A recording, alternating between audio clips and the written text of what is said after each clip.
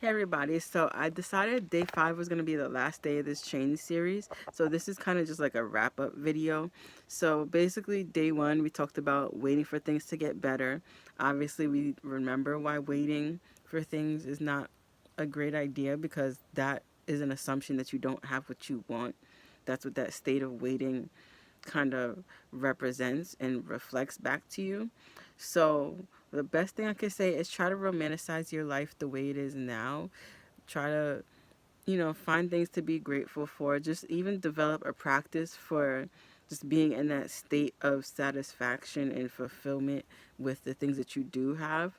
If it feels too hard to imagine those things that haven't yet manifested physically,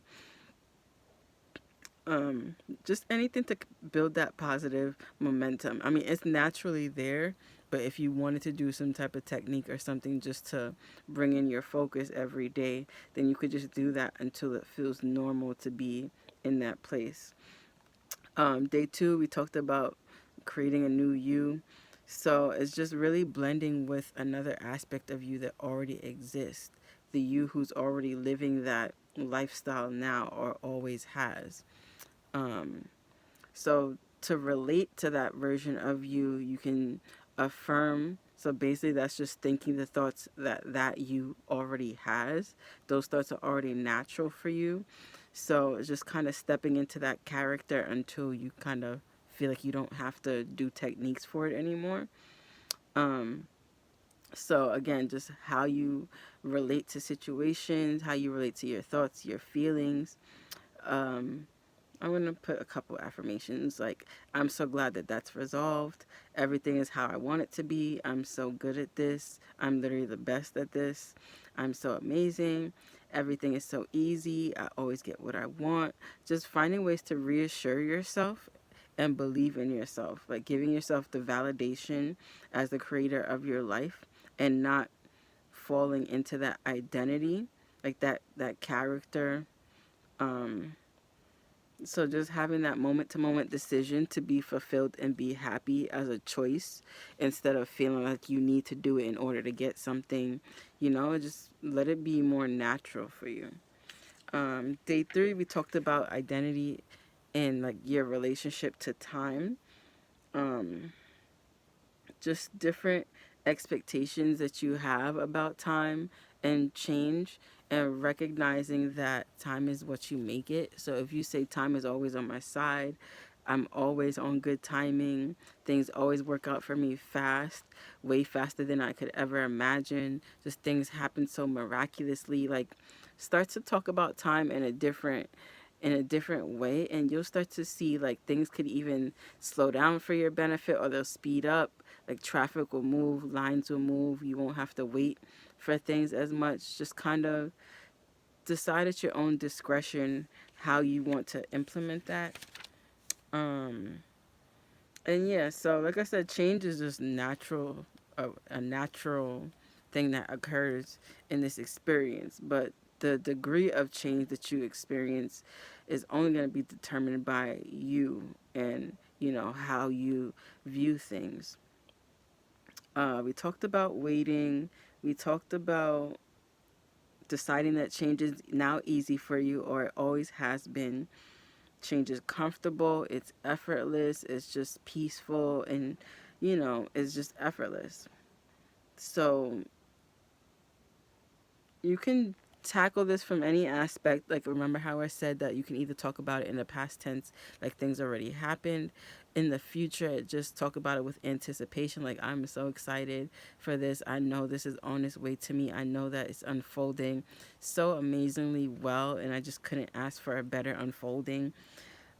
Even in the present tense, I'm so happy that this happened. I'm so happy that now I have everything that I want. Now I'm seeing my reality change right before my very eyes. I'm literally so excited to be in this moment. Like, I couldn't ask for a better moment. Like, just go on rampages and you'll almost start to feel that emotion well up just from that energy of you shifting your attention, even in the slightest, just on what you want. And you'll want to focus there a lot more consistently because you see how good it feels, and you see that it's an instant energetic shift. So imagine if you consistently kept your focus on that thing for um, extended period of time, you allow that momentum to build so that things can manifest versus you wavering and not experiencing the changes rapidly. So it's literally just stop wavering, focus on what you want. You don't have to feel it, you don't have to believe it, you just have to keep putting your attention on it. And eventually you won't even need to do that too, but this is just for people who feel like they let their mind kind of overwhelm them sometimes. Is just training yourself to be focused. Like, you're already good at it, you're just focusing on what you don't want. So now it's just like making a decision, like, okay, no, I've been through this for way too long, I'm struggling, and you know, I don't want to do that anymore. So even if I don't see anything right away, it just feels better to choose what I want. And it's just imagine wanting to train your attention just for that purpose of, only focusing on your wants and desires and just being persistent. Sometimes you just have to let that be the only reason and don't have ulterior motives, because a lot of times you can get distracted if you feel like you've been trying to manifest something for so long. But just don't quit on yourself. That's what I could definitely say from this. So just seeing yourself as being capable of change, and it's not some big mountain that you have to overcome. It's literally just you being yourself. Like, being yourself should literally be the easiest thing. It's just, how do you see yourself, how you define yourself. um but yeah, just go over the past couple of days. If you need to replay it, take notes, see what stood out for you. What aspects of you do you feel like you've been keeping in a limited view that hasn't allowed you to step outside of that? And just look at your beliefs about change, realize that there are no facts. It's just something that you've practiced long enough, and now it's reflecting, which is exactly what manifesting is. So you didn't do anything wrong. It's just, okay, let's pick a different belief. Like, obviously we said that beliefs are limiting, but limiting in a good way. It's just, okay, you realize that you weren't as focused as you thought you were. So let's pick something that's more beneficial, because, like I said, positive beliefs will still limit you to those positive experiences. And that's just where you want to put more of your attention on, in a positive way.